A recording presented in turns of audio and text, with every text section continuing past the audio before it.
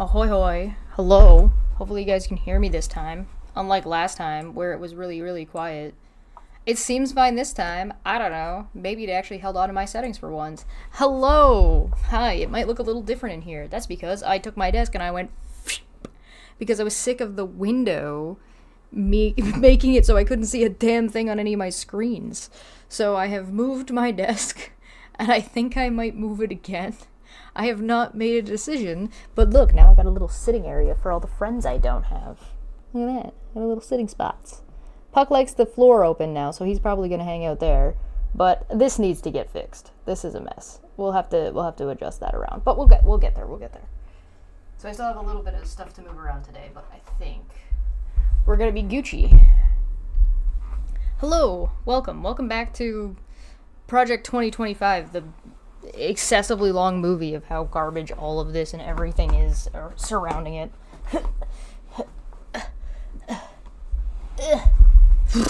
Alright.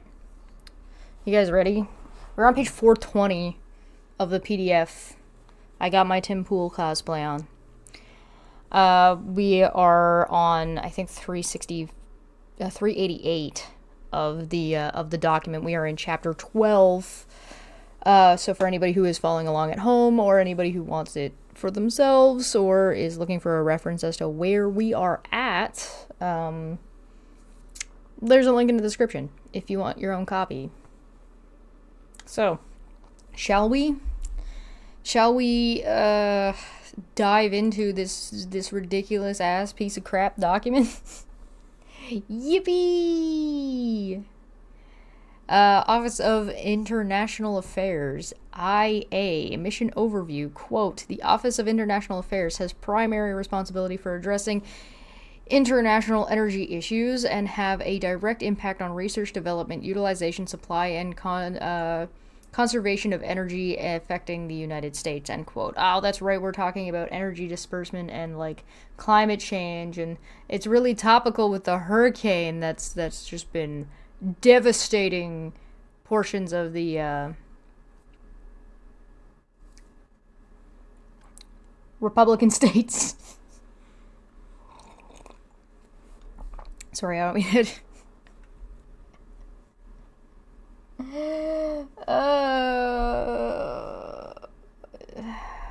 No, the quality of the document has not improved.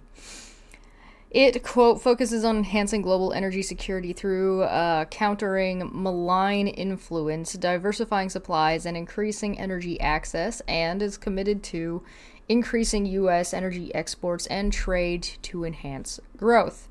Needed reforms expand IA's role and focus on its activities on U.S. international energy security interest. International energy activities should be consolidated under IA, and the Department of State's Bureau on Energy Resources should be eliminated. Again, all they want to do is invent a problem.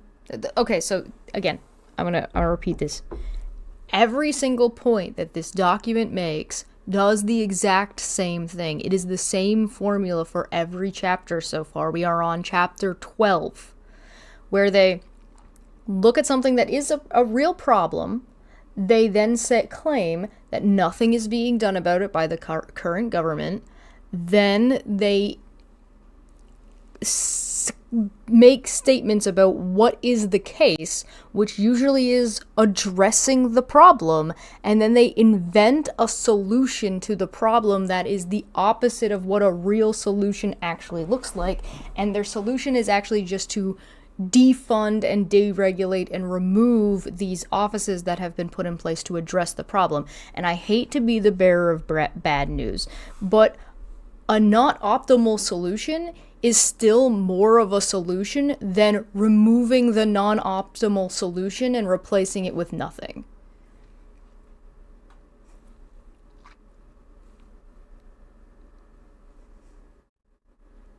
Here on this channel about Elon Musk, we have decided to put him in a box and ship him to South Africa and let South Africa do what they will with him.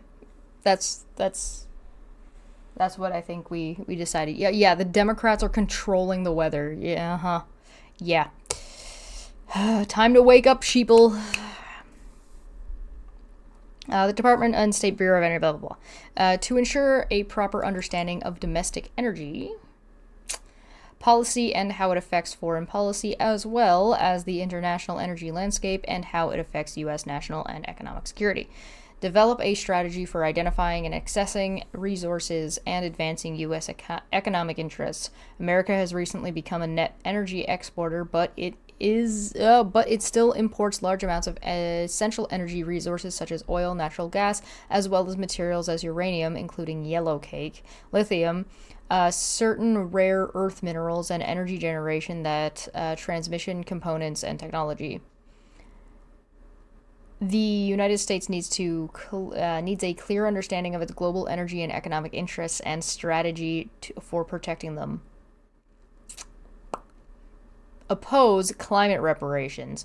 During the November 2022 United Nations Climate Conference in Egypt, the Biden administration and other developed countries agreed to provide climate reparations to developing countries for the harm allegedly caused by the developed countries' use of fossil fuel.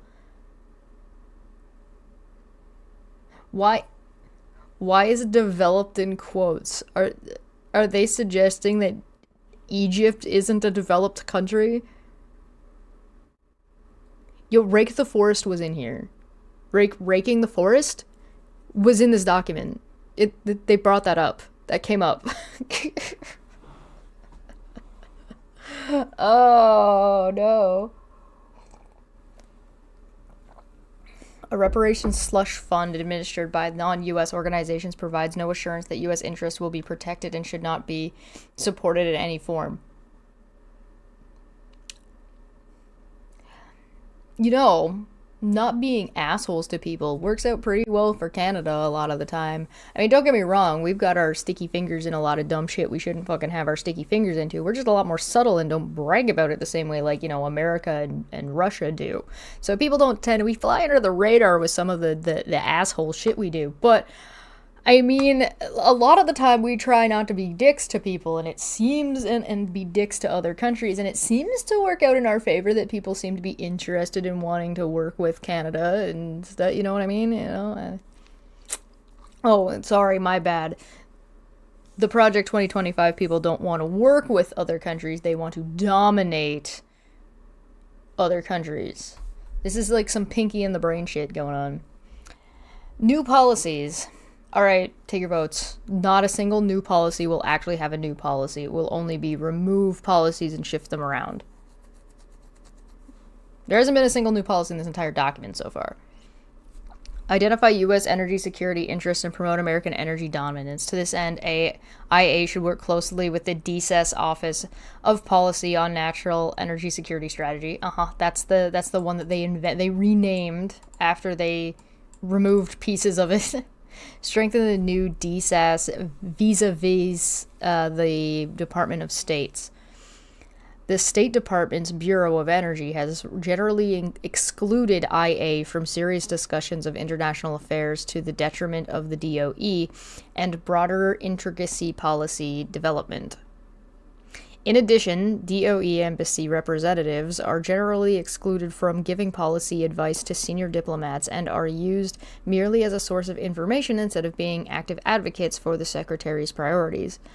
The Secretary of Energy is a senior member of the President's National Security Council and should function as such. The DOE's Deputy Secretary, Undersecretaries, and Assistant Secretaries should be granted representation at all Deputy and Policy Coordination Committee meetings. In addition, senior political and career staff should uphold positions on the NSC staff equivalent to their counterparts at State Defense, Treasury, and Intelligence Community IC. Did they not say, like, at the beginning of this document that they don't want career politicians? And now they're saying they want career politicians? Did they not say earlier in this document that they should be able to wipe the slate and just hire their own yes men?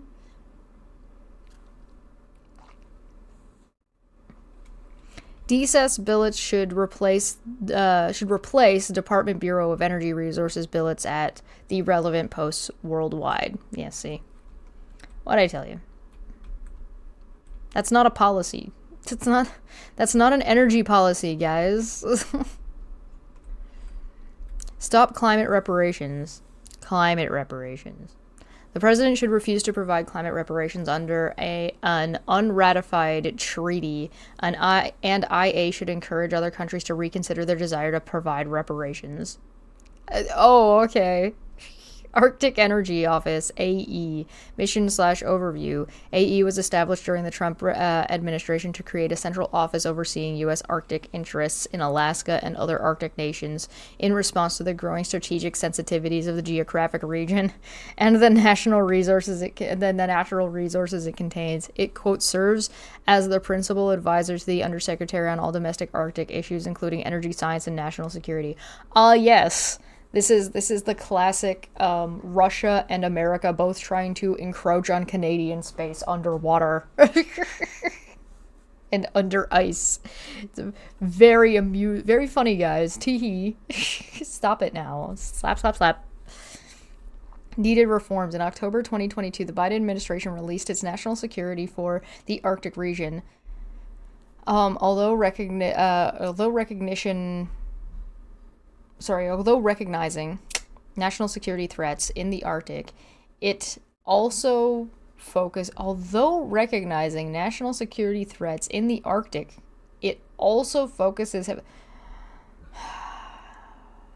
ChatGPT.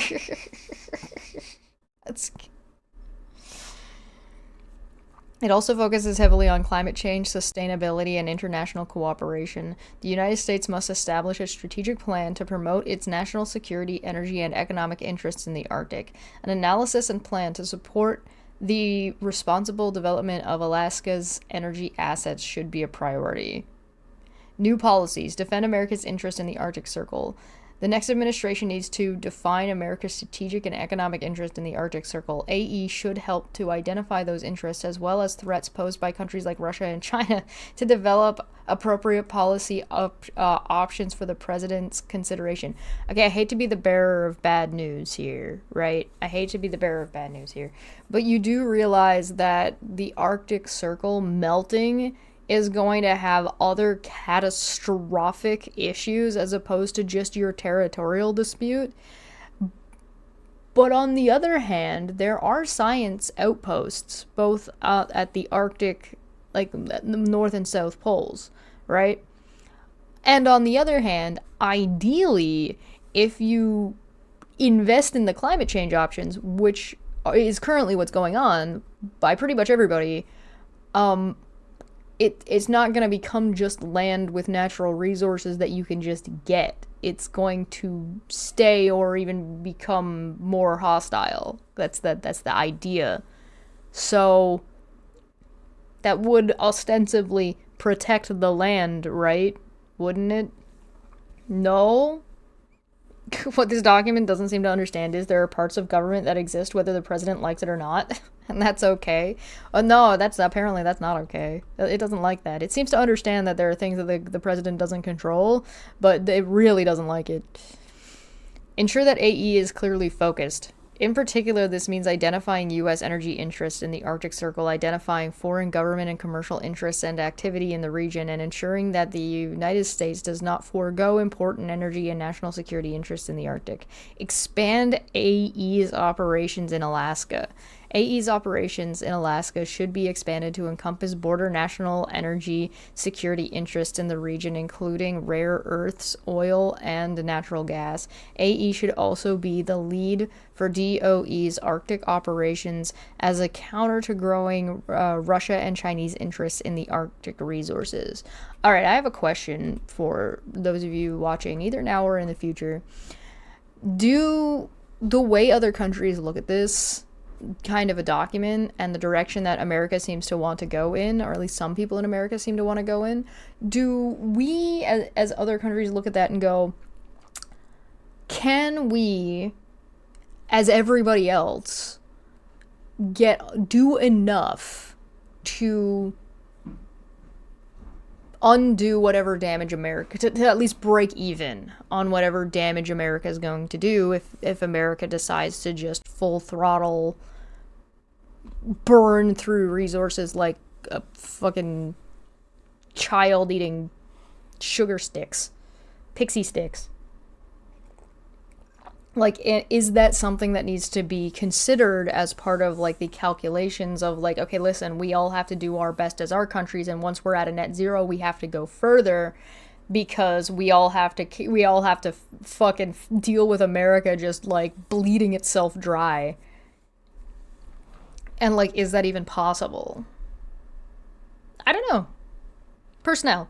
AE should provide a senior Arctic energy official to the U.S. Arctic Council delegation in recognition of the key role that energy plays in Arctic development.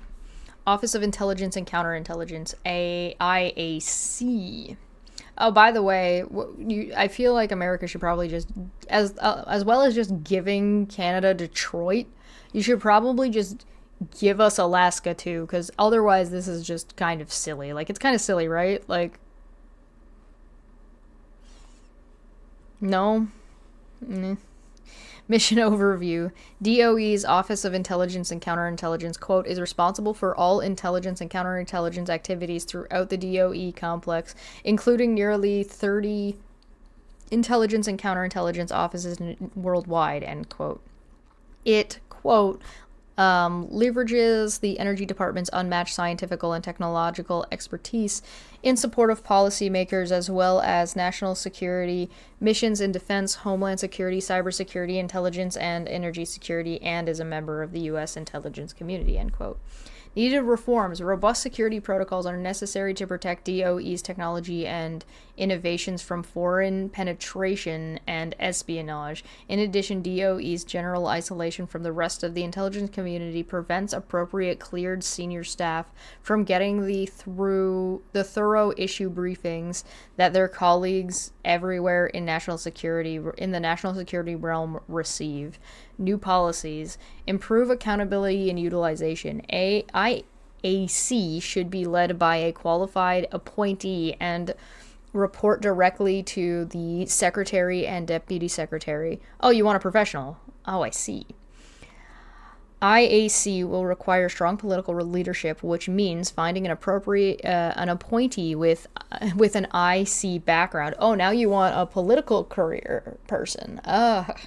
In addition, upgrading the new DSAS general security posture would require the secretary's direct intervention to improve protocols and access the necessary resources from the rest of the IC, and would not be achievable at a lower level.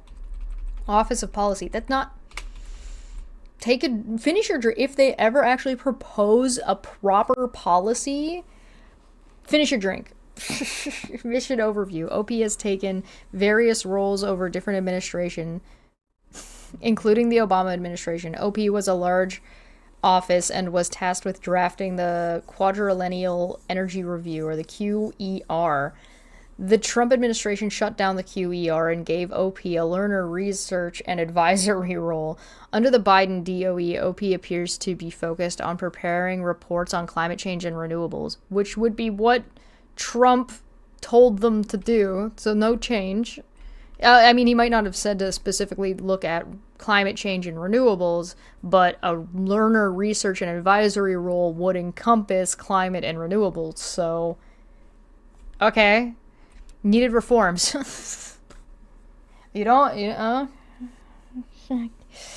Help to develop policy. Because the appointees running DOE's various program offices are properly focused on maintaining their programs, not enough thought is given to identify future challenges and developing potential solutions to benefit the American people. Help to ensure that policies are properly implemented. Policy initiatives from the Secretary are often understood or implemented inconsistently by program offices. OP can help the Secretary to ensure that important policy initiatives are implemented, particularly when they involve multiple program offices. New policies. Develop a national energy security strategy. OP could be tasked with developing a national energy security strategy for the Secretary.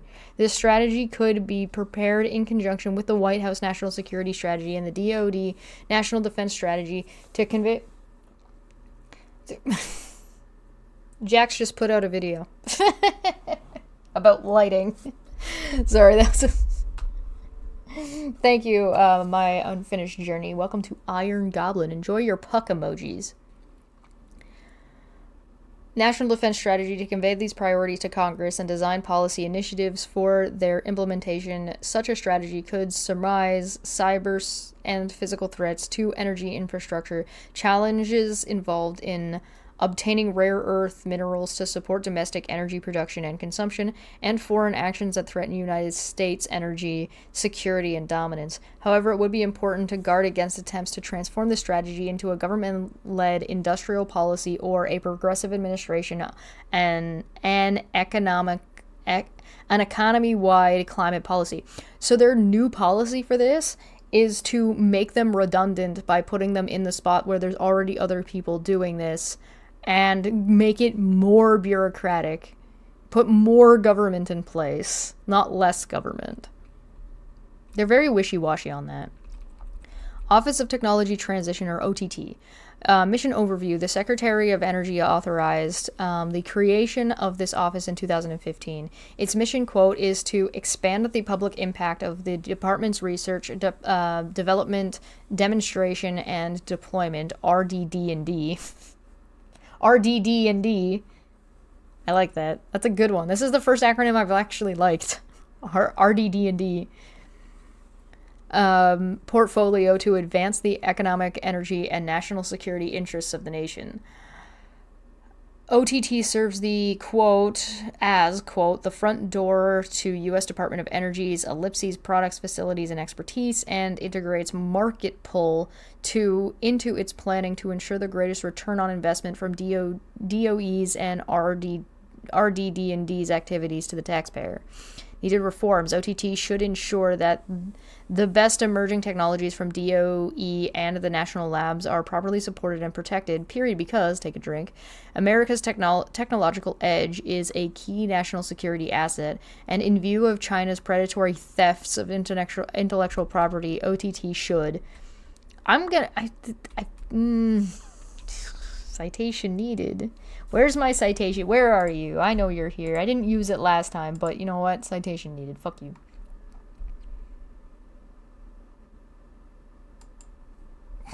Ensure that our R&D funds are used for projects that protect and advance that edge.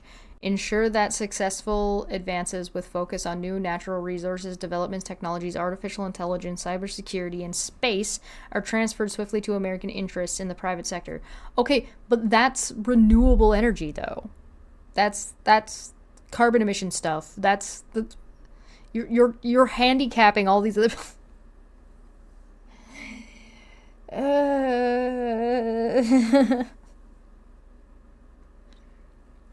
Cut. Okay, but what are you going to do?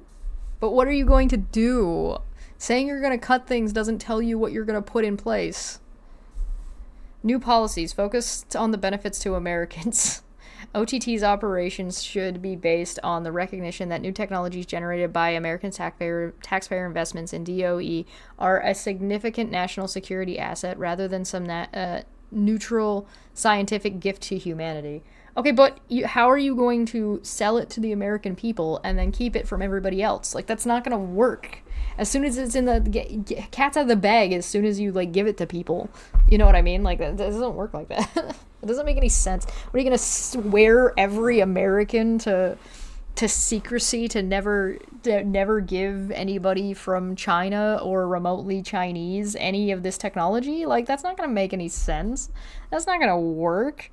Not only is that not going to work, it also very much harkens back to the way Asian people were treated during World War II, which was gross and terrible and awful, and we should never do that.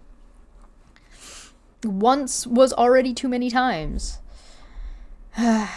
Increase oversight, and also, side note, if whatever. Well, you know what? Never mind.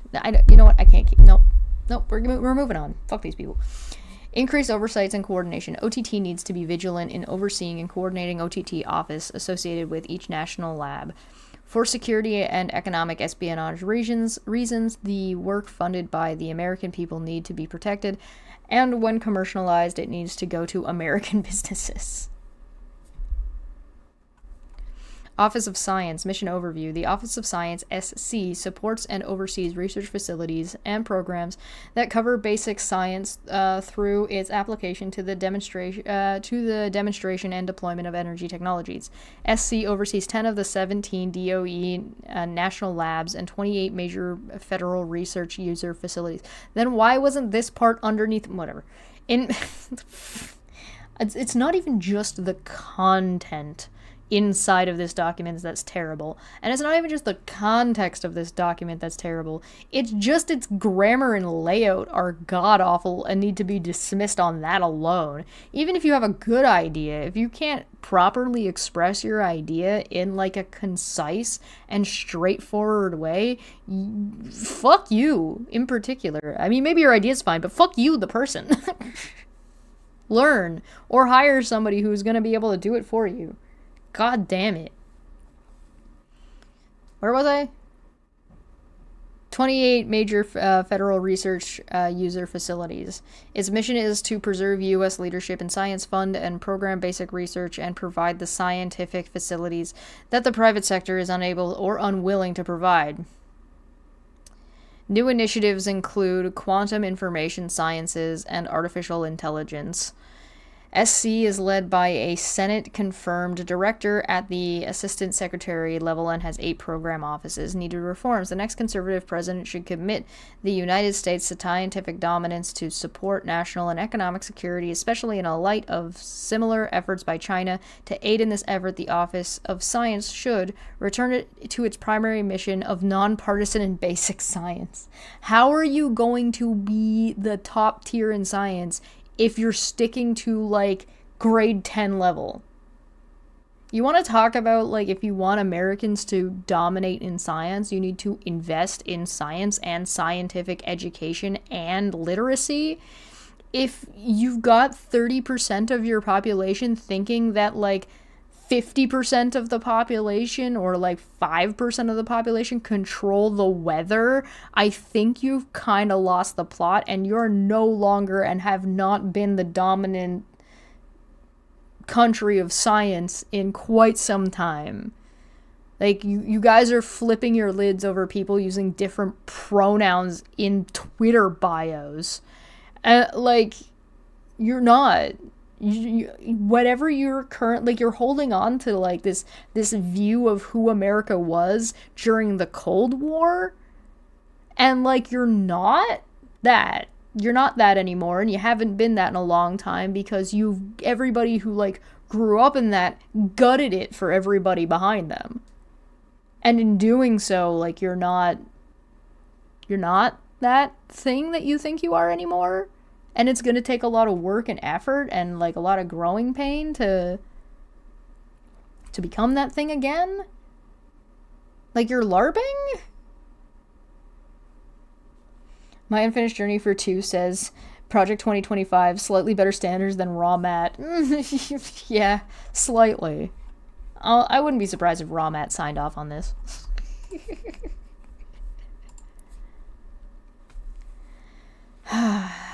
SC's mission should be international leadership in basic and early applied science and provisions of world-leading facilities for this work. What is basic applied science? A bottle rocket? Invest in science except for biology, cosmology, geology, paleontology, or anything else that makes our book look silly.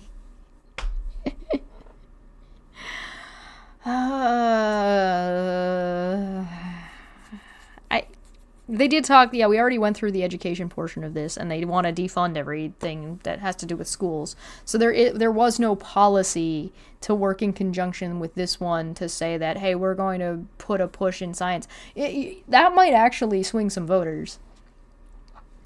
Anyway, the Infrastructure Investment and Jobs Act and Inflation Reduction Act mark the major...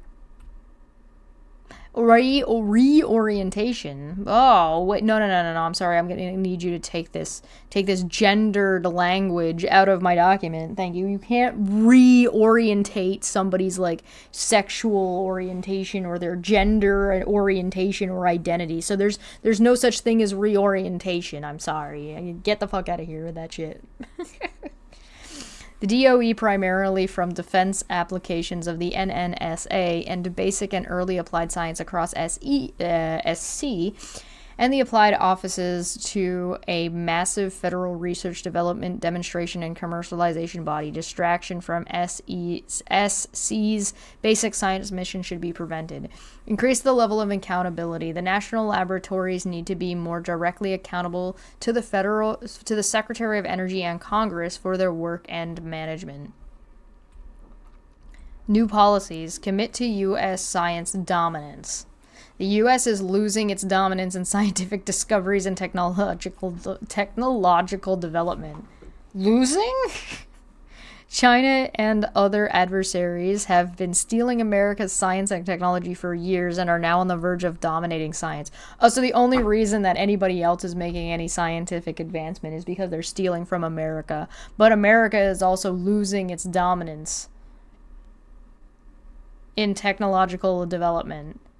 If that were the case, why would you ever be concerned about that? In fact, wouldn't investing less in science mean that since nobody can make any scientific advancement if it's not for America, and if it's not stealing from America, doesn't that mean that if you don't invest in science that no one else could possibly advance beyond you? This really reeks really badly of there's only America and not America, and only America matters. Just saying. Someone once told you unironically that reorientation was Asian immigration. Reoriental placement? What? Oh, that's unreal.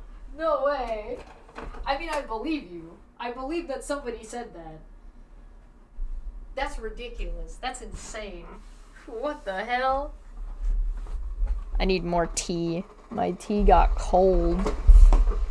I hope that's not too loud. Anyway.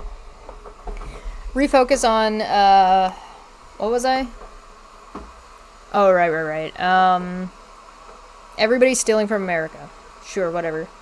The United States, blah, blah, blah, stealing American science technology for years, and now they're on the verge of dominating science. A development that is fraught with negative strategic and economic implementation for the United States. The next administration must commit itself to ensuring that the U.S. continues to dominate scientific discovery and technological advancement. Refocus on mission and eliminate duplication and waste. The administration should work with Congress to rationalize the national lab network to meet specific national objectives, such as the NNSA laboratories' role in the national defense, and conduct basic research that the private sector would not otherwise conduct, which is really funny because earlier in this they were saying, hey, no, just give everything to the private sector. Activities that duplicate those of other government agencies or the private sector should be eliminated. Properly manage the national labs' contributions to the private sector. SC should improve private sector assess. Sorry, Puck's here. Hi, buddy. Hi, Stinky. How you doing? Can I help you? Come here. Hey. Little bonk. Boop. You boop the microphone? You saying hello to everybody? Boop. Support doggo. High five. Yeah. Who's your good boy?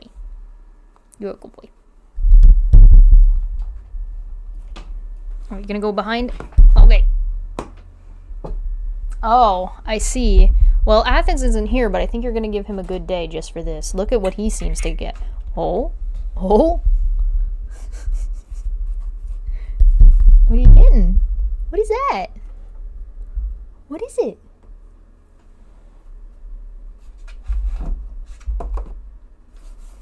This is from Athens. He sent it. It says, I know you and Puck will love more balls. What's in the box, Puck? Get it. What's in the box? Go ahead. Go on. You struggling? I don't have it. You want to get the box?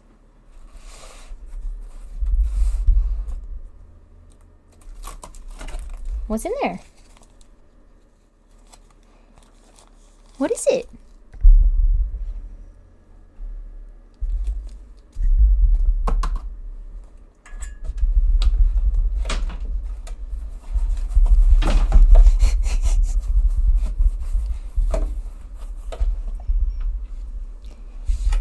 You struggling?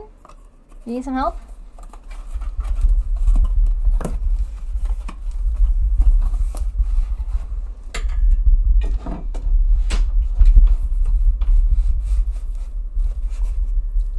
Go ahead.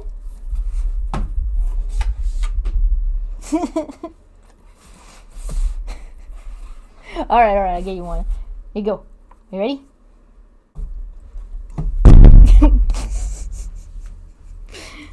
Goodbye. He's gone. He just straight left the room. Alright,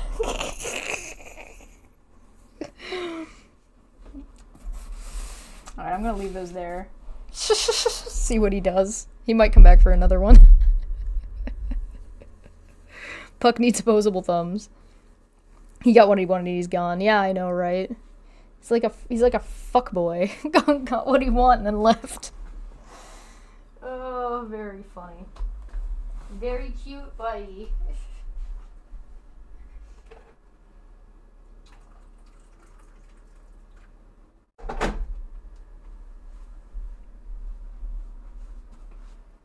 Well, that was wholesome. Alright, back to this horseshit. Properly manage national labs' contribution to the private sector. SC should improve the private sector access to the national labs through programs like the GAIN voucher program and consistent with the national security considerations while ensuring that the economic benefits of taxpayer-funded technologies flow back to taxpayers through patent review sharing or a revolving fund.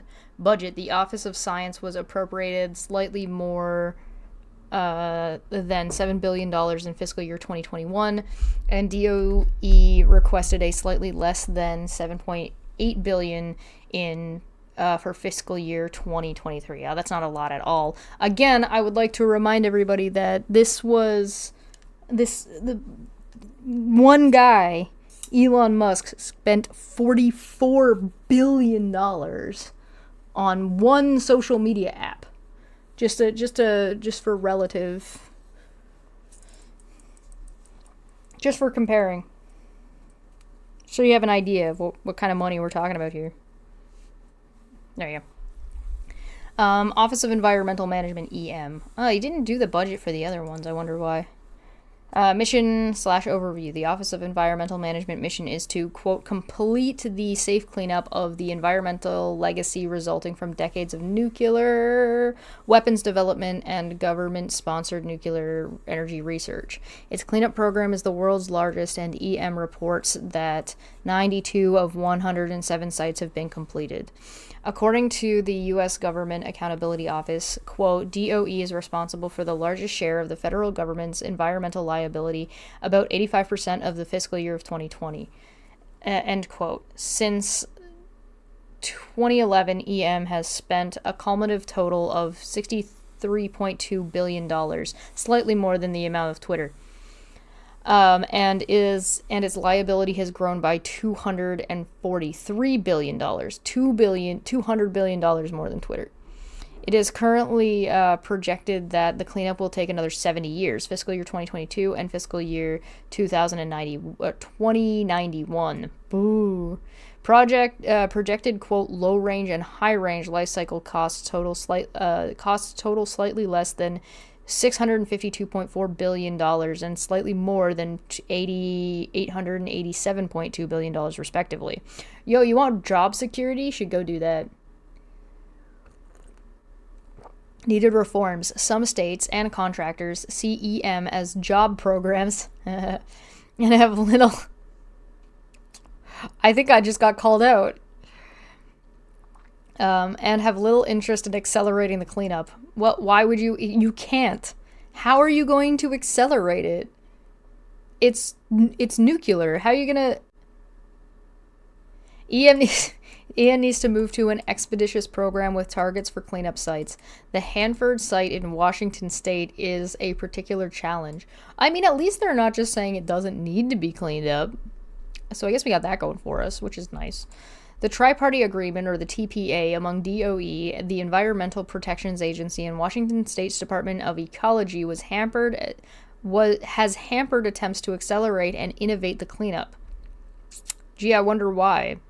A central challenge at Hanford is the classification of radioactive waste, high-level waste, HLW, and low-level waste, LLW. Classifications drive and remediation and disposal process. Under President Trump, significant changes in waste classification from HLW to LW enabled significant progress on remediation. Implementation needs to continue across the complex, particularly at Hanford. New policies. The next administration should accelerate the cleanup. This means that a comprehensive cost projection and schedule reflecting the entire scope of the job should be developed, and appropriate reforms should be instituted to save taxpayers a potential $500 billion. How are you going to cut down to 500? How are you going to cut this down to $152 billion? Or best case scenario, $300 billion. Like, how are you going to cut out $5 billion? Sorry, $500 billion. That's insane. That's what? Excuse me? Over the long run and reduce current risk. You know, speeding it up would not whatever. A 10-year program to complete all sites by 2035, except Hanford, with the target date of 2060, should be considered. Such a commitment will require increased funding for EM during those accelerated periods to the extent that funding from the IIJA and IRA cannot be repealed. Requested to divert those funds to the EM cleanup obligations and should be considered. So you're going to cut them, and then you're going to take the money that you're going to cut their funding, then you're going to take the funding that they have left and give it to somebody else. And in doing so, you're going to create more government infrastructure that is then going to have to be dismantled. Allegedly. Fully implement high-level waste determination. I guarantee you nobody who wrote this knows anything about cleaning up nuclear waste. Fully implement high-level waste determination. Yeah, determination. Fully adopting a high-level waste HLW determination across DOE complex, particularly at Hanford, would allow LLW to be grouted rather than vitrified. Increase the use of commercial waste disposal. Using commercial disposal would reduce capital costs by about $2 billion for new disposal sites to accelerate cleanup and reduce local post-cleanup environmental liability at multiple sites. Okay, if you're going to hire more contractors to do this, because contractors definitely don't overprice the government whenever they get a government contract, right?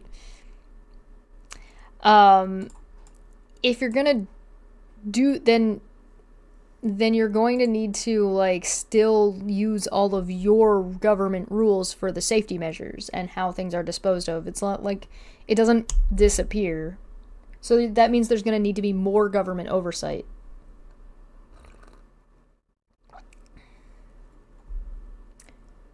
They talk about yellow cake all the time because that's super fun. A bottle of that helped get us into the Iraq War. Ah, yes. Revisiting the Hanover cleanups regulatory framework. Hanford.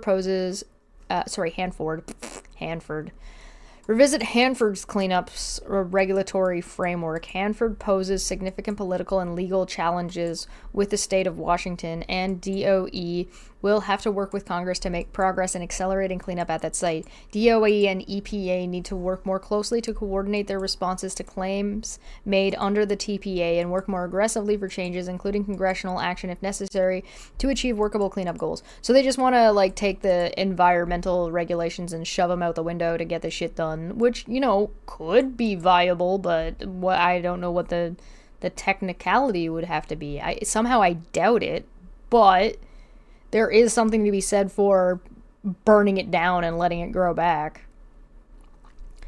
Not that I would trust these people to do it.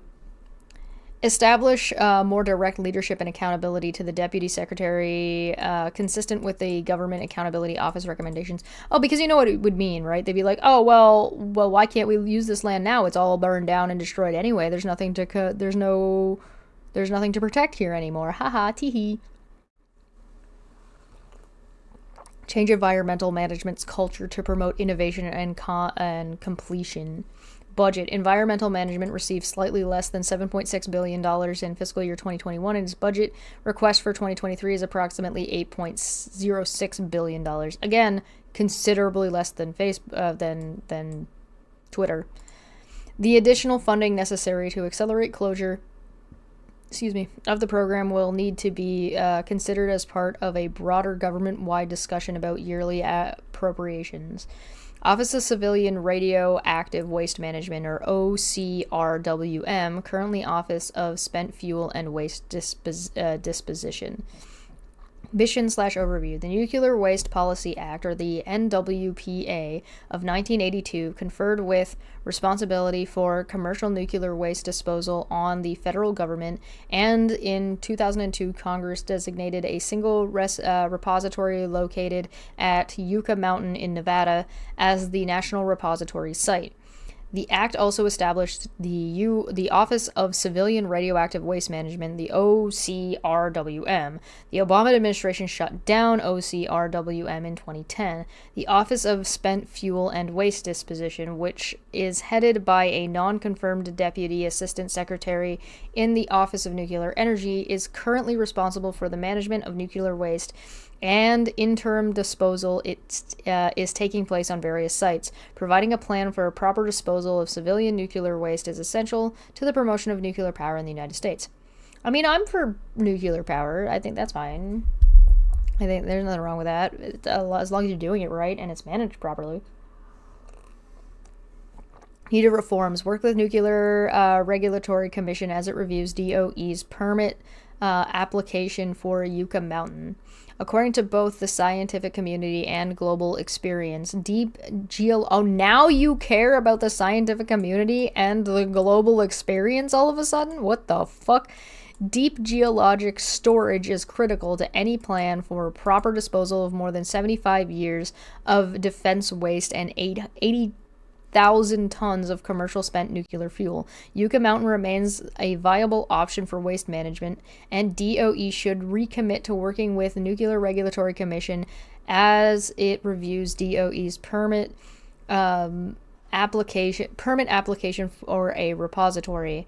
Finishing the review does not mean that Yucca Mountain will be completed and operational. It means it merely presents all the information for the state of Nevada, Congress, and the nuclear industry, and the administration to use as a basis for informed decisions.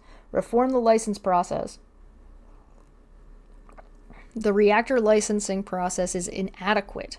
Fixing nuclear waste management will require wholesale reform that realigns responsibilities, resets incentives, and introduces market force without creating chaos within the current nuclear industry that has been built around the current system. Produce concrete outcomes from consistent base sitting. Beginning in the Obama administration and resurrecting during the Biden administration, consent-based sightings for civilian waste nuclear repository have been a way to delay any politically painful decisions about sitting on permanent civilian nuclear waste facility. In 2022, DOE announced $16 million to support local communities in consent-based sitting. The next administration should use the consent-based sitting process to identify a build temporary or permanent site for civilian waste nuclear repository or repositories. Oh, you mean you don't want to like just dump nuclear waste on people without their consent? Oh. Well, I like how they just go to Obama, then jumped to Biden. So what did Trump do with his 4 years in office about this? Was it nothing? New policies. Restart Yucca Mountain licensing. DOE should restart the Yucca Mountain licensing process.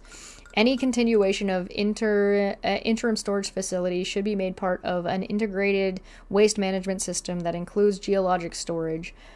Further, building on consent-based sitting process already underway, DOE should find a second repository site, fix the policy and cost drivers that are preventing nuclear storage. Federal government continues to hold $46 billion in nuclear waste fund, or the NWF, funded by utilities and their ratepayers for permanent disposal of nuclear waste. However, no such storage exists, and spent nuclear fuel remains on site at most nuclear plants. Meanwhile, Congress and those funds to finance unrelenting spending. Moreover, DOE's what? Meanwhile, Congress uses those funds to finance unrelented spending. On what?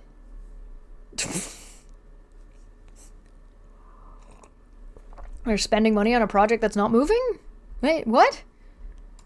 Moreover, DOE's violation of its contractual obligation to take the waste has resulted in the payment of, quote, approximately $10.1 billion in settlements and judgments to contract holders. 1/4 of Twitter. Develop new NWF funding and accountability mechanisms that allow licensed nuclear operators to guarantee resources for future nuclear waste disposal while also maintaining control of those resources. Reconstitute OCRWM. OCRWM was already established by statute, should be tasked with developing the next steps on Yucca Mountain and nuclear waste management. These steps should include initiating market reforms, including significant amendments to the NWPA to allow additional industry responsibility for managing waste, market pricing, and competition for waste services, and the opportunity for Nevadans to have more partnership involvement with any nuclear facility at Yucca Mountain. Okay, hold on. I'm writing. I'm gonna need a citation. I'm gonna have to look up more about Yucca Mountain. Yucca Mountain goes on the board. There you go, on the board. I'm gonna have to look up more about that, and it's nuclear shit. I should have. I didn't put a page number on it. Hold on, we're on page 430, by the way. Page 430 in the PDF. There we go. Reestablish consent with the Nuclear Waste Policy Act, the position of Director of the Office of Civilian Radioactive Waste Management. Budget. Within the Office of Nuclear Energy budget, approximately $100 million is set aside for fuel cycle and waste management activities. These funds should be transferred to the newly established OCRWM, which should also be responsible for managing the Nuclear Waste Fund and given access to the funds as necessary to carry out its responsibilities. Ooh, hello. National Nuclear Security Administration, or the NNSA. Mission overview. NNSA's primary mission is to provide and maintain a modern, safe, and effective nuclear deterrent for the United States. This includes the design and production of nuclear warheads, their integration with delivery systems, and their safe storage and decommissioning. NNSA's responsibilities also include developing nuclear reactors for the U.S. Navy and, quote, working to prevent nuclear weapon proliferation and reduce the threat of nuclear and radiological terrorism around the world. NNSA was established by the NNSA Act, which also defines its authority. How many nuclear weapons does America store in Canada again? Does anybody got that number handy? Needed reforms. The United States, through the needs to make the design, development, and deployment of new nuclear warheads a top priority. Oh, America going to nuclear war with China, are they? Is that what's happening? Existing warheads were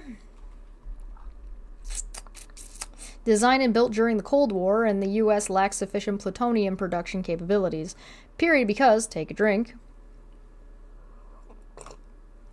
this process will take time. NNSA and the NNSA labs need to ensure that existing nuclear warheads are viable and provide an appropriate strategic deterrent.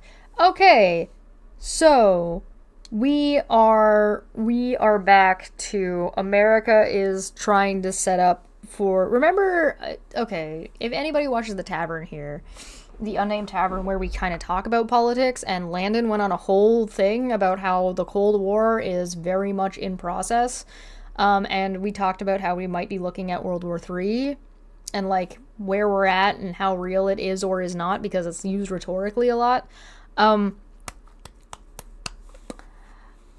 This is like a major portion of America's people and government pushing forward or suggesting or saying that, oh, I'm sorry, my bra is really uncomfortable. I shouldn't have even worn it today. Like, look at this. Look at this.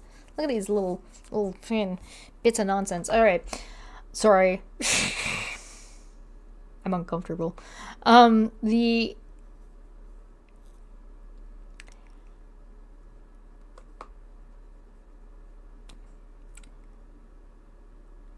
This is a good portion of America's government pushing to go to nuclear war, when one of the big pushes about nuclear war was, we should all not do this. We should all agree that this is a bad idea and we should prevent anybody else from doing it, because this is just mutually assured destruction and it's devastating and should be a war crime. And America's out here being like, we should restart that. Okay. Good. Love that.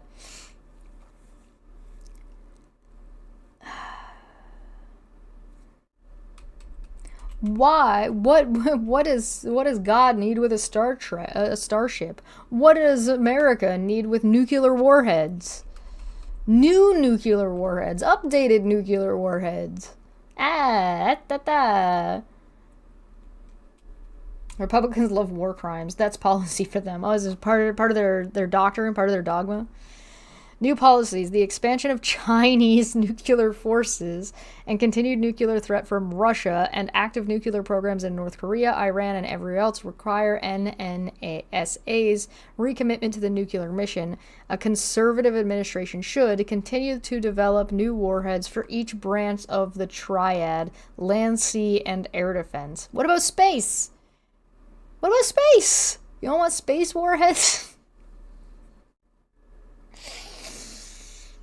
If possible, reverse the Biden administration's decision to retire the B-83 bomb in order to maintain 2 aircraft delivery warheads, and its decision to cancel the submarine launch cruise missile SLCM.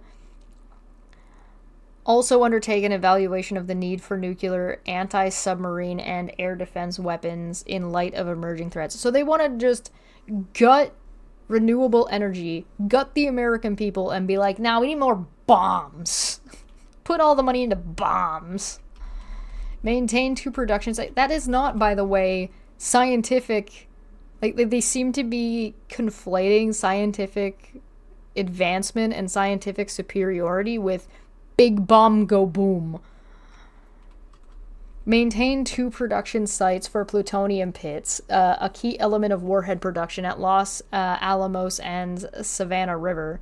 Reject ratification of the Comprehensive Test Ban Treaty, and indicate a willingness to conduct nuclear tests in response to adversaries' nuclear deployments if necessary.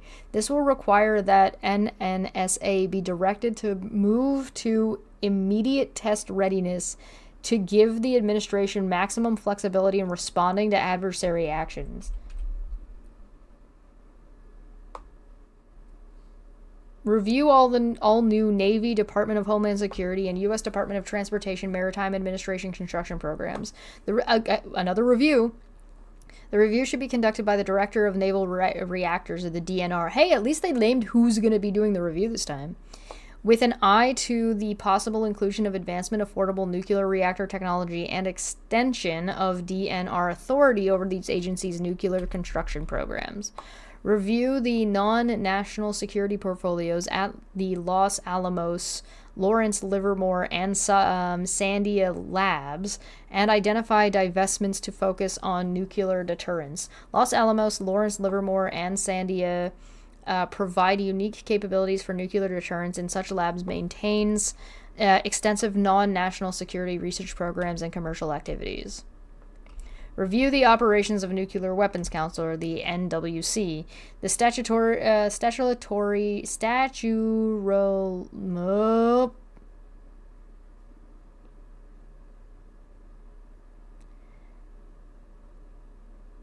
I'm stuck. My brain got stuck.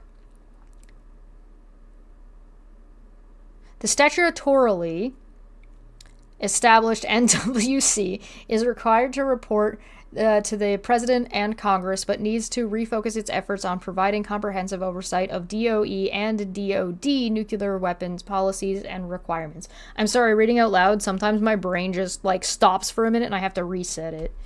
Budget. Concurrent monetization of the nuclear triad and its warheads will be a major challenge to the DoD and DOE budgets over the coming decade. DOE non-nuclear programs should be the first source of additional resources for NNSA activities. Divestment of non-nuclear activities from NNSA laboratories can address some of the overhead and operational costs. NNSA received $19.7 billion in 2021. Everybody else received $8 billion, $7 billion, $4 billion.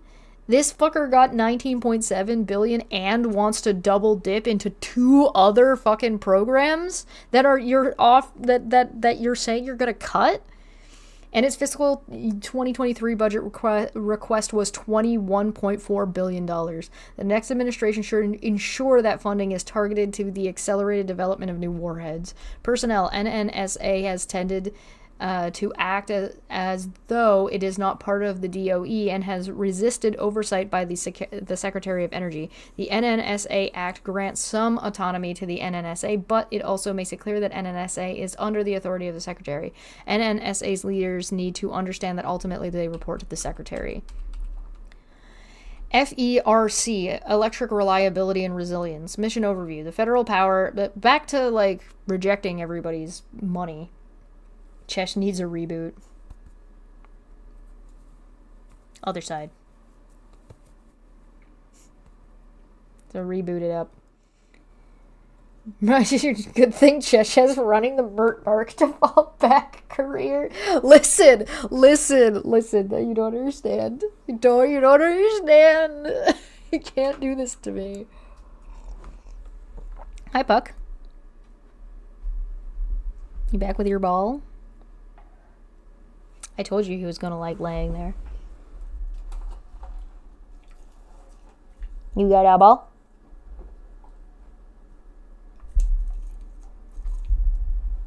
Boop. Very cute. Very cute, buddy. You're very cute. Okay. FERC, Electrical Reliability and Resilience. Mission overview. The Federal Power Act takes FERC along with the FERC designated North America Electric Reliability Corporation, NERC, with promoting the reliability of the bulk power system. Bracket, the transmission and generation needed to power the electrical grid, end bracket. NERC develops technical standards and FERC adopts them as mandatory standards, including cybersecurity standards, with which transmission providers, generators, and utilities must comply. Under the Federal Power Act, critical electrical infrastructure security and issues like electromagnetic pulse, EMP, are addressed by both FERC and... I'm going to call it FERC and NERC, alright? We're calling this FERC and NERC. And DOE. DOE. FERC, NERC, and DOE. DOE. In addition, the Infrastructure Investment and Job Acts directed FERC to establish incentive-based rate treatments by encouraging utilities to invest. The dog's face. What do you want, Stinky? You're very cute. Incentive-based rate treatments by encouraging utilities to invest in advanced cybersecurity technology and participate in cybersecurity threat information sharing programs. Needed reforms. There's a growing problem with the electrical grid's reliability because of the increased growth of subsidized intermittent renewable generation like wind and solar. No, there isn't. The lack of dispatchable generation, for example, power plants powered by natural gas, nuclear, and coal, especially hot during the cold weather. FERC and NERC have been studying the potential for generation storages across the nation in the summer and winter. Cyber and physical attacks also threaten the grid. Specific areas for reform including the following: limit the impact of subsidies renewables on price formation. Don't get me wrong, there is a change in like the amount of energy generated by solar and wind given the day, but it's just not what they're presenting. So when I say no it's not, I don't mean I'm being general about this document. Limit the impact of subsidies renewables on price formation. Subsidized renewable resources are undermining electric reliability in RTOs. The increase in subsidies intermittent resources is undermining the ability of RTOs pricing models to support the reliable dispatchable generation that is needed to serve the grid at all times. So if you have solar panels on your house, basically, for example, or if you have windmills on your land, for example, and you are providing energy to your community and to the power grid of your community, and you are getting money back because you are putting energy into the system instead of taking it out, they don't want to give you money for that anymore. They just want to take it for free. And they still want to charge you because they want to be able to use that money for reasons. That's what they're saying. Reform the application of reverse margins. Reverse margins have become largely meaningless. Traditionally, the electrical industry has used reverse margins to ensure that the grid has enough power plants to guarantee reliability. Generally, reserve margins represent the amount of generation available power plants to meet peak electric demands, the time of day and year when people are using the most electricity, plus a percentage of additional generation for backup. However, given the increasing number of intermittent resources like solar, which may be available during the heat of the day but disappears as the sun sets, it's not like solar is only available at noon, and solar is available at different times across the country because time zones and because the world is a globe. So that's ridiculous. That's a very ridiculous way of presenting it, but sure. Other dispatchable generation needs to be available to meet customers' electricity requirements. Therefore, the definition and calculations of reverse margins and peak loads needs to be updated to focus on the modern grid's reliability changes for all times of the day and year. Sure. Recognize the interdependence of electric generations and natural gas. The interdependence of electrical generation and natural gas pipelines continue to grow, given natural gas's important role in generating electricity, especially as backup when renewables are not available. Lack of natural gas pipelines or attacks on existing pipelines could threaten our ability to generate electricity. It's something I want to remind people of, by the way, since all this stuff has been happening with a hurricane and climate change and what these people want to put in for energy and stuff like that. Hey, do you guys remember that hole in the ozone layer? And what happened and what people did in response to that hole in the ozone layer and the result that had? Does anybody remember that? Expand resource diversity and reliability. Resource diversity is needed to support grid reliability. Pressure to use 100% renewables or non-carbon emitting resources threatens the electrical grid's reliability. No, it doesn't. The grid that has access to dispatchable resources such as coal, nuclear, and natural gas for generating power is inherently more reliable and resilient. Why?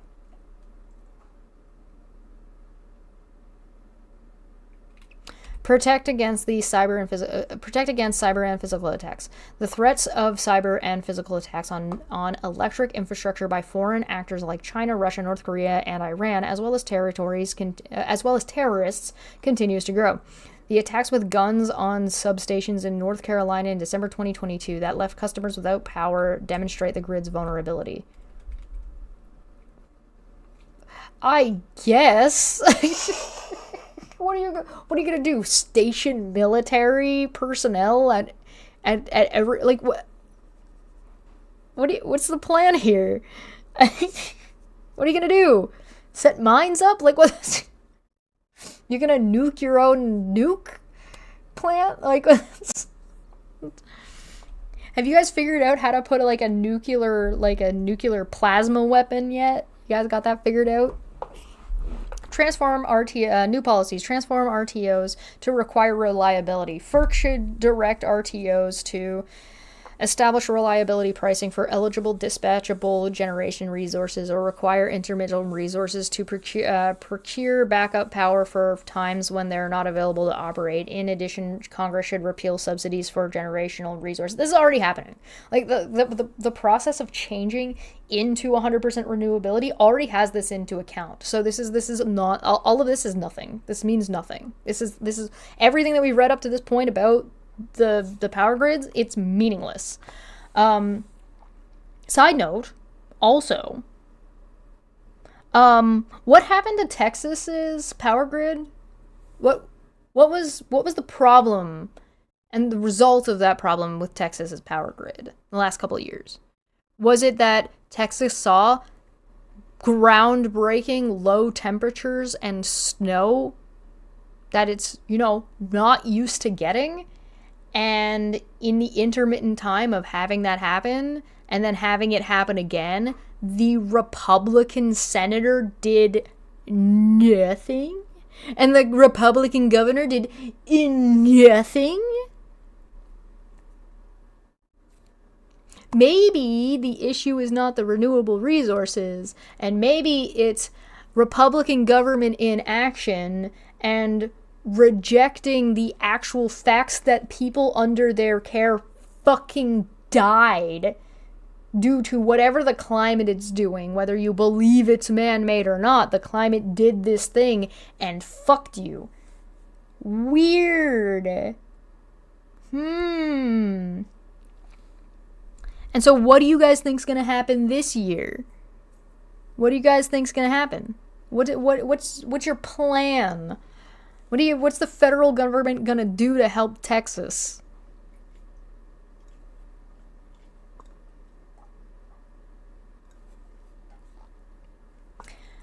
Anyway, where was I? What was I talking about?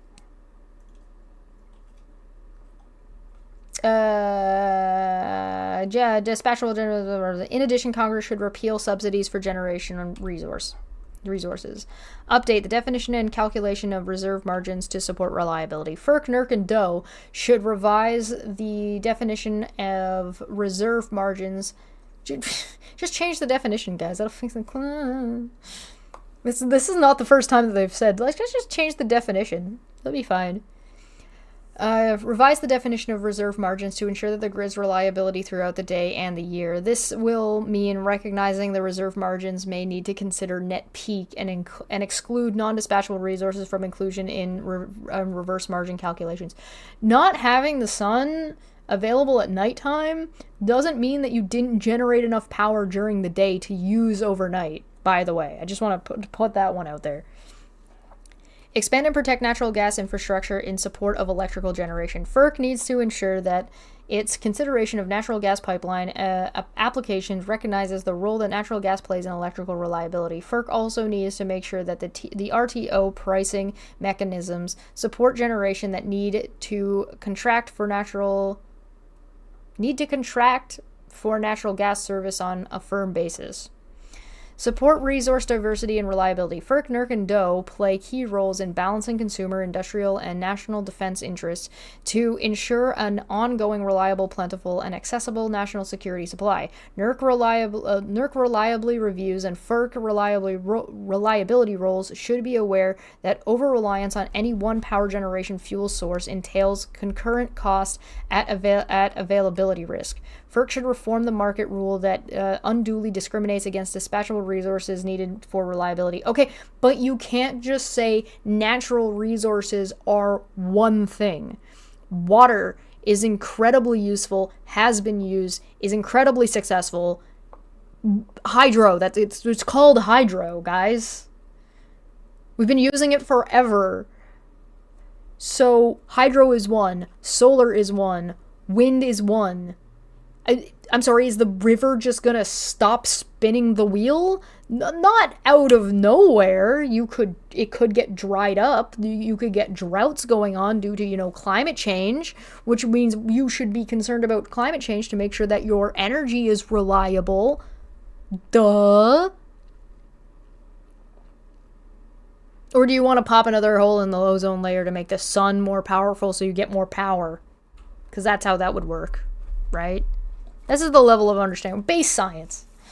My unfinished talk for two said, urgent, use all your socks to like and share. Thank you so much. Like, share, subscribe, all that fun shit. Tomorrow we're talking about, we're going back to the J.D. Vance dossier, which is like full of tea and drama. Strengthen security against cyber and physical attacks. FERC and NERC need to enhance the security of the bulk power system by, for example, banning Chinese-made components, investing in transformers, and hardening substations and other critical infrastructure. DOE should play a leading role in identifying and addressing threats to the grid. Sure. Fine. Make your pieces for your power generation in-house. By in-house, I mean in America. Why not? I don't really have an issue with that. FERC RTOS/ISOS and ISOS. That's just me right now. Electric power markets. Mission overview. For more than 20 years, FERC has issued regulations and directed policies for the creation and operation of regional transmission organizations, or RTOs, and independent system operations, or ISOs, to manage and dispatch generation and transmission of electricity.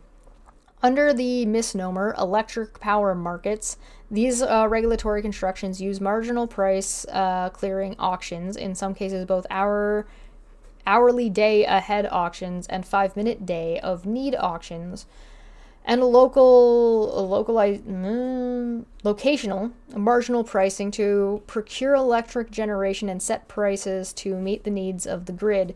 Some RTOs have capacity auctions. Of the nation's 7 RTOs, 6 are subject to FERC jurisdiction, but not ERCOT in Texas. Oh, Texas, of course. I see. Areas with an RTO include the southeast and portions of the west, although California is in an RTO. Needed reforms. Too many conservatives have assumed that because RTOs are described as electrical power markets, market force of supply and demand set electrical prices and benefits to customers. RTOs are complex regulatory constructs with rules set by FERC that obscure government interference and preference for preferred resources. I don't know if you can hear Puck, but he's munching that ball in the background. That's what that sound is, if you can hear it. Furthermore, government preferences and subsidies for resources like wind and solar distort price formations for electricity that is undermining the reliability of the grid. No, it isn't.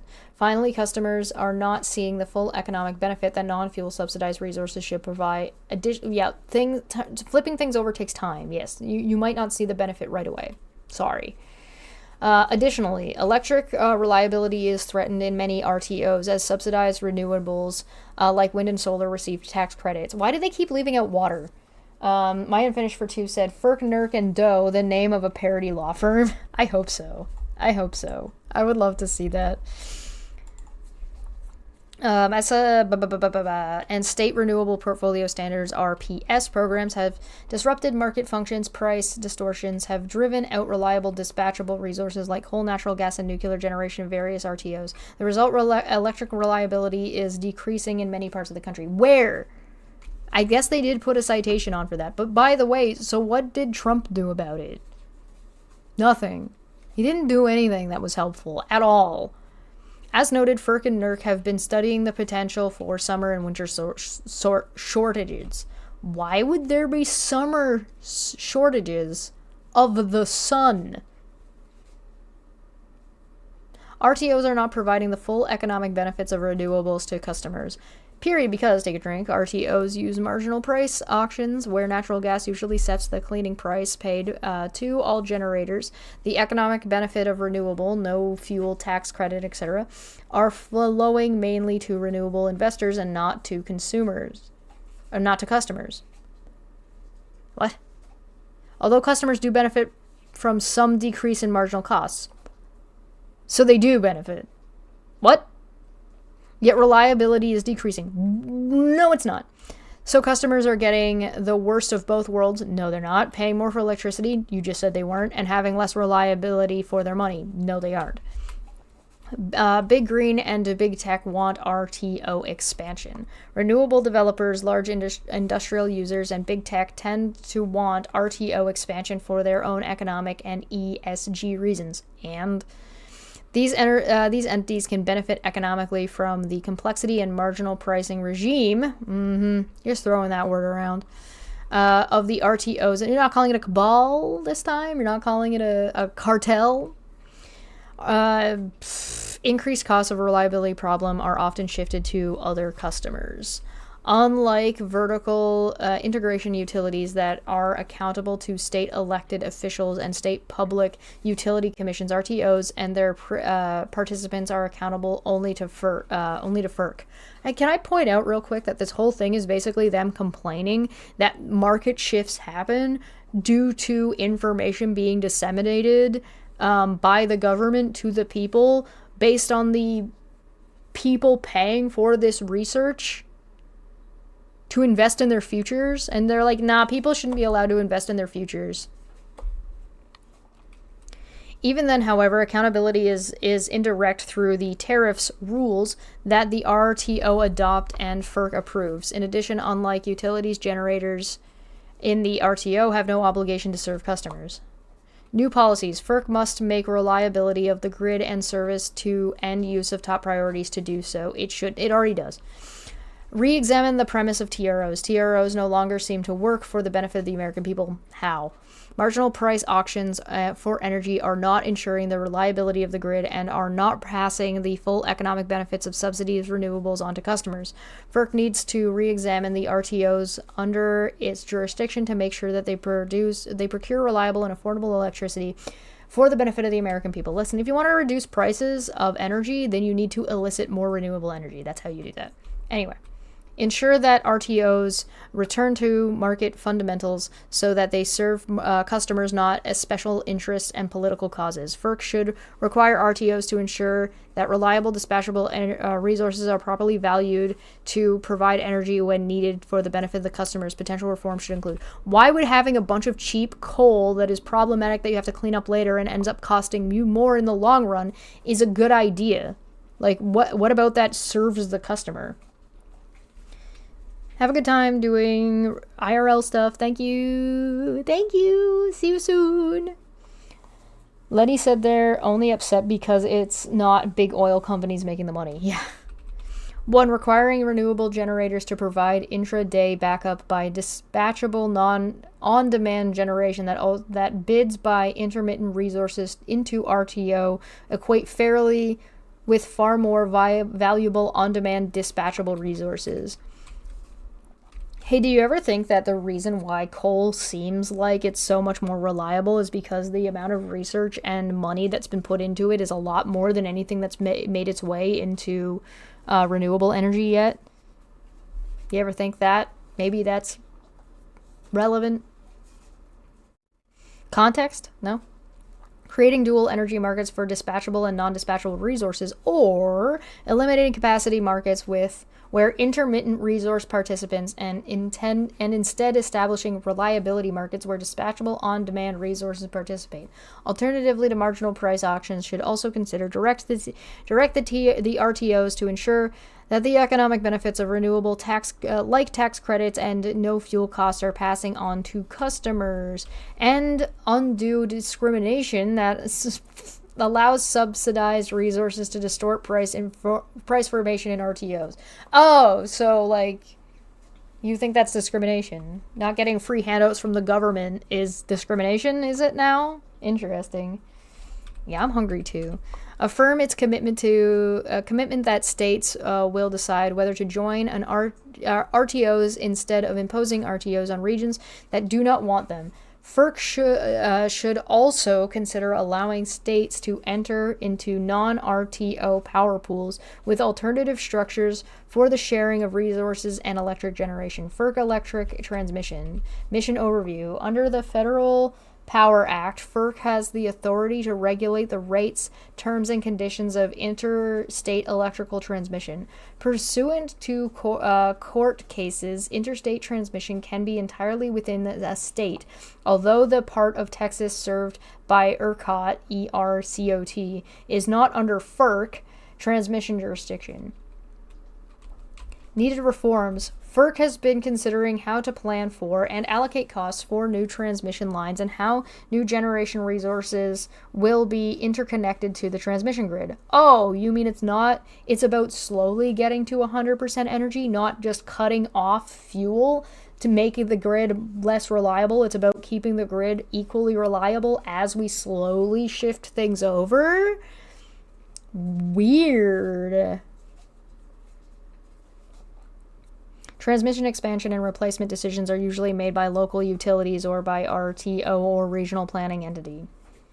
Through two major rulings, FERC is attempting to facilitate the building of more long-range transmission lines and to socialize more of the cost of transmission build-outs to more customers in order to make it cheaper for renewable developers, primarily, to interconnect the grid and sell their power. While it would make it good for everybody, just one happens to be benefiting a little bit more, isn't discrimination.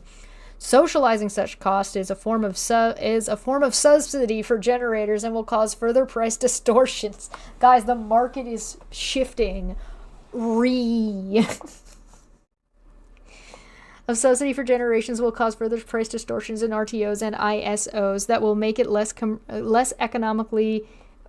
economical for reliable dispatchable resources like coal, nuclear, and natural gas to stay operational and support reliability. Oh no! The market's shifting to something different. What do we do? Also, under the Infrastructure Investment and Jobs Act, DOE and FERC are granted authority to cite and permit high-priority transmission lines as National Interest Electric Commission corridors, or NETCs. NIETCs. The Inflation Reductions Act provides funding to DOE to submit transmission expansion. These initiatives will undermine state input and decision-making. FERC will consider rules on how NIETC transmission applications are to be made. New policies. FERC should either change course on its existing transmission ruling, if still in progress, or issue a new ruling to ensure that transmission planning and interconnection process are resource neutral. No, it doesn't have to do that. Then coal should innovate and find a way to take advantage of it. If it can't do that, fuck it. Prevent socializing costs for customers who do not benefit from the projects or justify such cost shifts as advancing vague societal benefits such as climate change. It's not vague. It's not. That's not vague. That's not vague at all. This document is vague on what it wants. Well, it's vague in that it's self-contradictory and also doesn't actually say what it's doing and just tells you what it doesn't want. Stop cost allocation from being a subsidy for generators such as renewables. With respect to NIETCs, FERC and the new DSIS should ensure that state interests are respected and not allowed such NEITC transmission lines to be developed as a mere subsidy to renewable developers. Doesn't stuff like that have to go through Congress? Doesn't that mean the states are already voting on this and the states are already making decisions about this? Like it's not like the states have no say in this. This is something that they're already pushing towards. So what are you talking about? Furthermore, much of the transmission build-out, including its attendant costs, is being driven by renewable developers seeking market share. These projects are causing rates for customers to go up and hurting reliability. Prove it. Our FERC needs to ensure that transmission build-outs are planned for the benefit of the customer. Long-term versus short-term planning.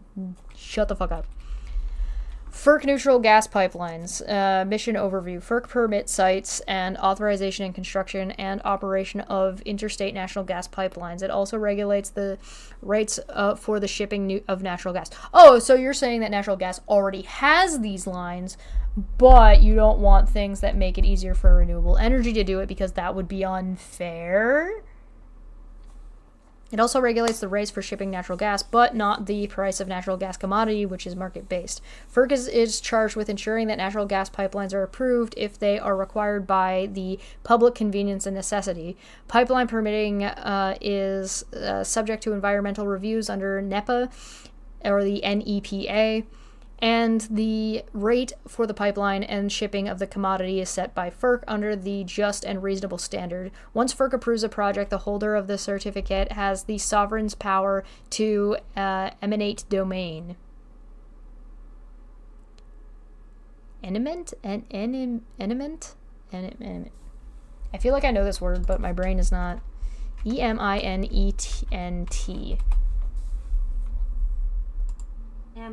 Eminent, that's an E. Well known, respected, especially for achievement in a particular field, synonym for famous, outstanding, or remarkable, being such in full measure complete or absolute. Okay, so it means complete or absolute domain. Got it. I got it. I think they want to trample over Native American land. Yeah, that looks like what it's getting at. Need to reforms. Natural gas pipelines are vital to the economy. For the economy, manufacturing, heating, and electric generation. Opposition from keep it in the ground environmentalists had made it harder to gain approvals for natural gas pipelines. Oh no.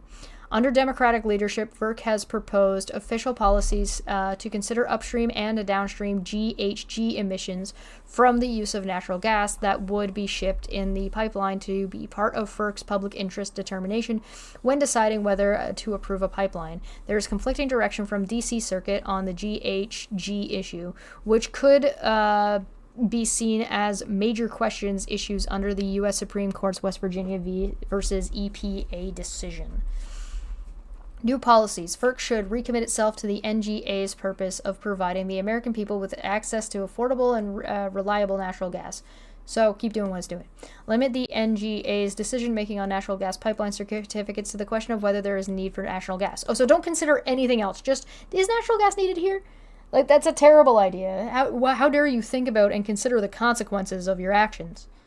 Limit the limit NEPA analysis to the impacts of the actual pipeline itself, not indirect upstream and downstream effects. That is the impact of the pipeline, you fucking goombas. In addition, Congress, the states, and FERC they're basically saying that they want to neuter this and also should not bother considering the consequences of anything that they're doing. That's insane. In addition, Congress, the states, and FERC should consider how better to protect and compensate property owners whose property is taken for the benefit of the public. FERC also needs to be mindful that natural gas projects are important for domestic access to natural gas, include local natural gas utilities, natural gas-fired electric generation, and manufacturing, as well as for exports of liquefied natural gas. They're big mad about the market when it's not all about them. Free market, laissez-faire. Not like that, not like that.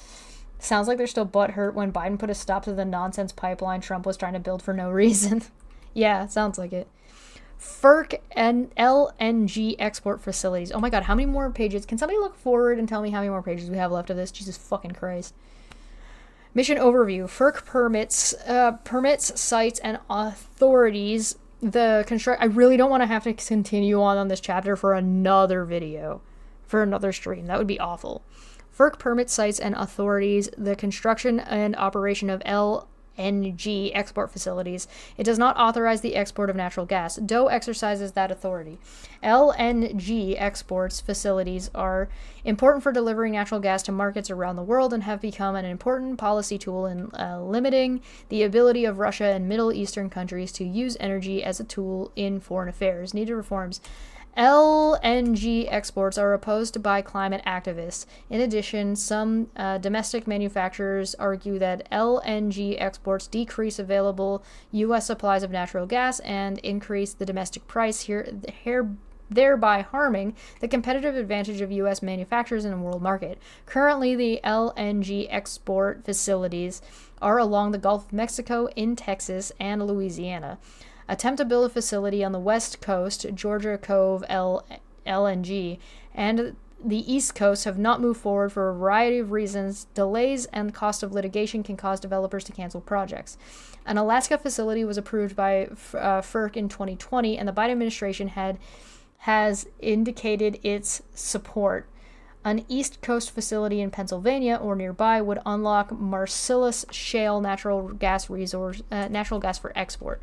FERC is considering policy statements that would consider GHG emissions as part of its NEPA review and its NGA determination as to whether approval of LNG export facilities is consistent with public interest. 2 more pages, oh thank God. They pretend to be against the use of animate domain because freedom. This entire document is like how to be a hypocrite in 10 easy steps. Right. Well, we're on chapter 12. So it's 900 pages of how to be the most hypocritical, self-contradictory self-destructive piece of shit you could possibly be. Whew. New policies. Since Congress, through the NGA, has already determined that LNG exports to countries with free trade agreements are in public interest, and because LNG exports help to ensure America's ability to support our friends and allies around the world while also supporting domestic natural gas production, FERC should not use environmental issues like climate change as a reason to stop LNG projects. Well, they haven't done that from what you're saying. It's just that the projects need to be approved, and that's one of the considerations, and etc., etc., etc. Should ensure that the natural gas pipelines that are needed deliver more of the product to the market, both for domestic use and export, and are reviewed, developed, and constructed in a timely manner. I don't get it. They literally just said that LNGs were still being produced and made in specific areas when they meet the requirements. So what's wrong with the requirements? That climate change isn't a consideration? That's insane. That's literally, that's absolutely correct. Tell that to the people underwater because of that hurricane. All those fucking states. I'm sure they'll be really happy about it. I'm sure the people that live there, great. Nuclear Regulatory Commission. Tell that to the people who died in Texas last winter, and the winter before that. The Energy Reorganization Act of 1974 created the Nuclear Regulation Commission, or the NRC. Before then, the commercial nuclear industry was regulated by the Atomic Energy Commission, or the AEC, which was established in 1954, Atomic Energy Act. Importantly, the AEC was responsible for encouraging the regulation commercial nuclear power. Broad criticism of this dual function was a major factor in the establishment of the NRC, which held regulatory authority while the newly established Department of Energy held the advocacy function. Today, the NRC is responsible for the broad range of regulatory activities, including reactor safety, oversight of nuclear materials, and protection against radiation, as well as permitting new reactors, certifying new reactor designs, and regulating nuclear waste management activities. Hey, this is reminding me of, like, America not wanting nuclear energy because the populace thought it was related to nuclear bombs, and it wasn't safe at all. On the other hand, there's also the thing about, what was the burger that didn't do well in America because they thought the Quarter Pounder was more than the other one? Was that A&W, or was that, like, who was that? They brought out a burger that was bigger than the Quarter Pounder, and it was like, they called it like the 1/3 or something like that, because a 1/3 is bigger than a quarter, but because it had 1 in the name instead of 2, like, everybody thought it was smaller because fucking Americans. God, that was funny. Oh, God. Fix your education system.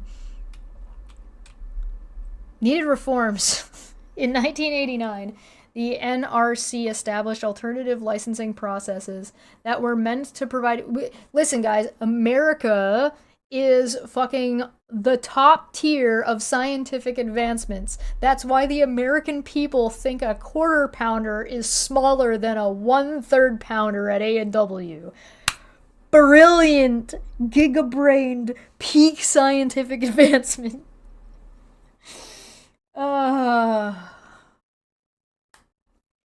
In 1989, the NRC established alternative licensing process that were meant to provide a more predictable and efficient regulatory pathways for new light water reactors, or LWRs, by combining construction and operating nuclear power plant licenses, allowing for early site permits, and establishing a framework for approval of reactor designs. Listen, there's a reason why game developers don't listen to the fan base very often about the game development process.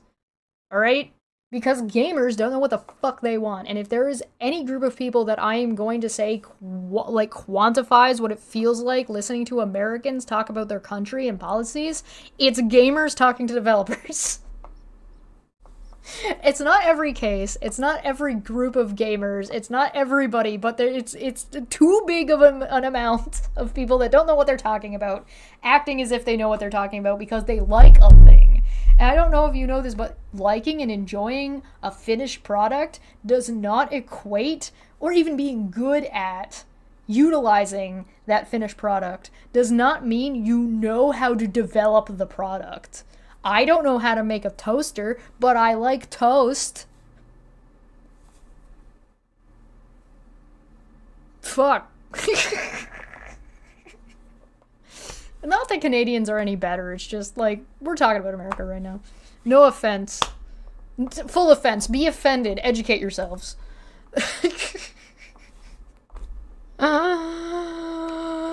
More recently, the Nuclear Energy Innovation and Modernization Act directed the NRC to establish a technology-neutral licensing process for new advanced reactor technologies. Despite these efforts, the NRC remains a significant cost and regulatory barrier to new nuclear power. Especially frustrating is that these costs to a large extent are due to the agencies being overly prescriptive rather than outcome-focused, and fall on well-known and understood LWR reactor technologies.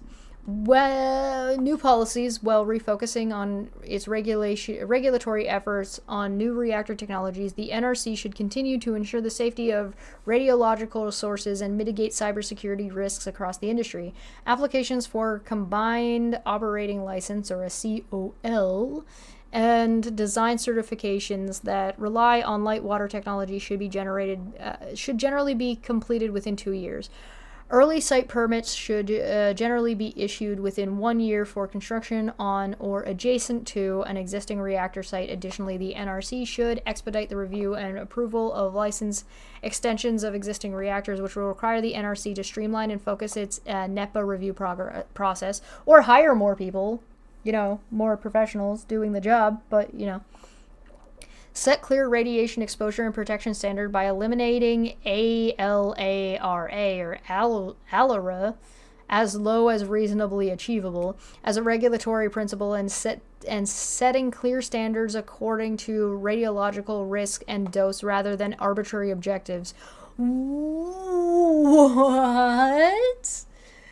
Okay. You sussy baka. Work with Congress to reform its funding approach so that license fees are generally required for activities that are specific to regulated entities, with other agency costs being provided through normal appropriations budget. In fiscal year 2022, the NRC was required to recover approximately 85% of its $887.7 million budget through license fees. The Nuclear Energy Innovation and Modernization Act requires the NRC to recover nearly all of its costs through fees. These reforms would likely not cost additional money, but could rebalance the fee versus appropriations calculation. Still less than Twitter. By the way, Twitter was 44 billion, not 887.7 million. I just want to be clear because, quarter pounder, 1/3 pounder, which one is bigger? Twitter cost more than some of the main agencies dealing with power in the entirety of America. Jangle keys. Hello. Hey, guys. Author's note. The preparation of this chapter was worked on by many individuals. All contributors to this chapter are listed in the front of this volume, but I wish to give special thanks to Brent Bennett, Willis Bixby, Travis Fisher, Ben Liberman, Brian Cormack, Tom Pyle,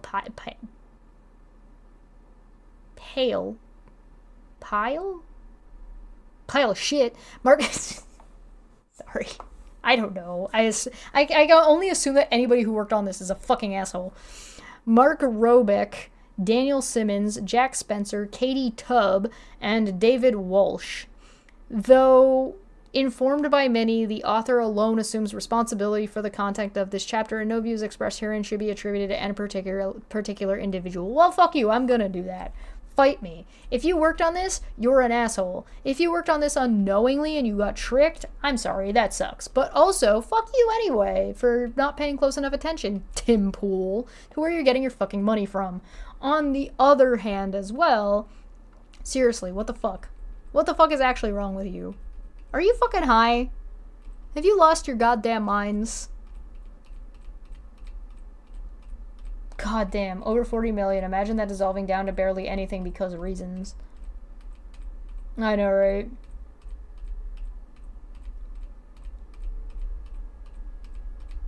Yeah, so hopefully people in the hurricane are appreciating and getting whatever help they need. The governors, the Republican governors of the states are thanking the federal government, which would be the Biden administration, for all of their assistance. The exact same way that during the fires that happened in St. John's, the the conservative leader had to thank profusely the liberal government for saving their asses after they left their people to fucking die. So, people don't always die in the initial hurricane as well. They die after the fact because they are poverty-stricken, because all of their shit is gone and everything was destroyed and they have no place to stay in the meantime, or etc., etc., etc. Same thing happens with the fire. So, the 2025 project, the 2025 and Project 2025 is about the number of brain cells they got together. It's the rubbing butts. Oh my fucking god.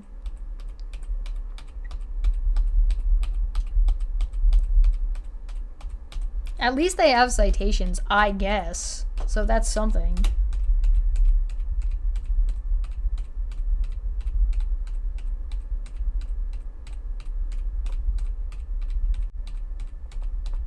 Hey, Chapter 13, Environmental Protection Agency. Why do I feel like this whole chapter is just going to be like, get rid of it? Just like the last one. The last chapter was just get rid of everything. This chapter is also going to be like, oh, it was get rid of everything except nuclear warheads. More of those. We want that. This one is going to be the Environmental Protection Agency. Just rake the forest. It's fine. We don't need that. Get out of here.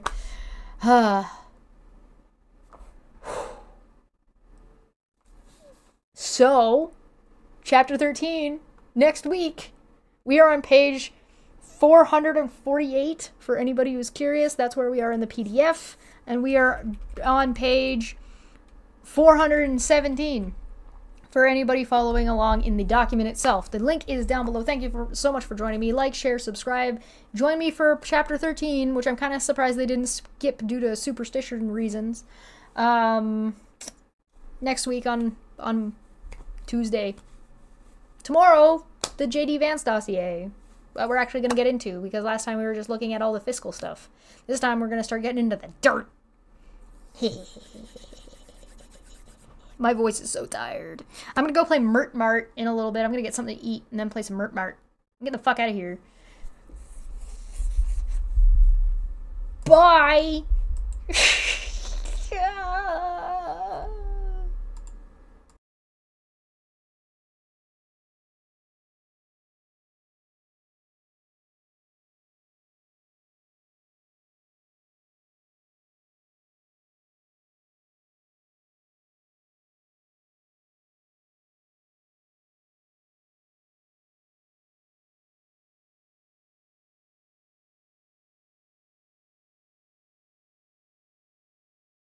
is one of the most insanely idiotic things I have ever heard.